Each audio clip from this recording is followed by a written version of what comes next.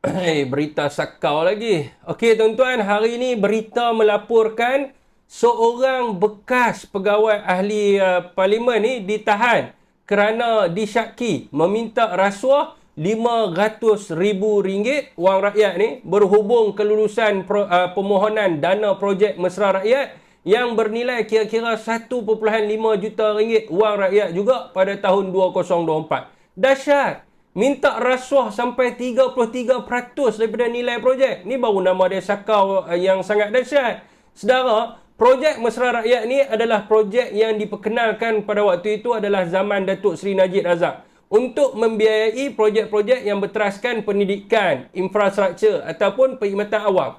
Dan dalam benda yang kita duk bincang sekarang ni adalah projek yang berkaitan dengan pembekalan interaktif smart board dekat sekolah-sekolah di sekitar Kuala Lumpur. Jadi selama zaman Barisan Nasional sampai Perikatan Nasional, kita tak pernah dengar langsung dana projek ni kena sakau. Tiba-tiba mai zaman Madani ni nak disakau sampai 33% daripada nilai projek. Saudara dan sedari, interaktif smart board ni untuk anak-anak nak belajar. Di mana kerajaan, kalau tak silap saya, dia menyasarkan satu sekolah satu unit. Dan harga interaktif smart board ni di antara RM10,000 hingga ke RM25,000 satu unit. Maka RM500,000 yang disakau ni sebenarnya bersamaan 29 unit untuk 29 buah sekolah untuk anak-anak kita nak belajar.